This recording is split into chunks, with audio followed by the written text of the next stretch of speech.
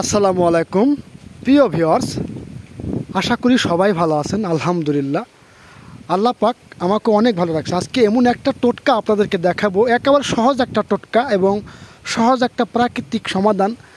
যাদের পেটে প্রচুর কৃমি রয়েছে, এই কৃমির সমস্যা সমাধান কিভাবে করবেন এই বিষয় নিয়ে আলোচনা করব, যে কিভাবে আপনি প্রাকৃতিকভাবে আপনার কৃমি বিনাশ করবেন। এই যে দেখতে পাচ্ছেন, এটা হচ্ছে আমাদের গ্রামে বলে এটাকে ভান্ডি গাছ বা ভান্ডি গাছই বলা হয়। এই ভান্ডি গাছ রাস্তার ধারে জন্মে থাকে। এটা সাধারণত 3 থেকে 4 ফিট পর্যন্ত লম্বা হয়। পাতাগুলো এরকম হয়, এই দেখেন পাতাগুলো এরকম হয়ে থাকে।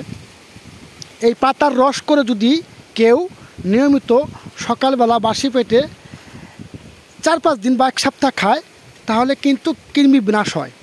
অথবা এই গাছের যে ভান্ডি গাছের যে শিকড় রয়েছে, এই শিকড়ের রস যদি কেউ খায়, সেই ক্ষেত্রে কিন্তু উপকার মিলে।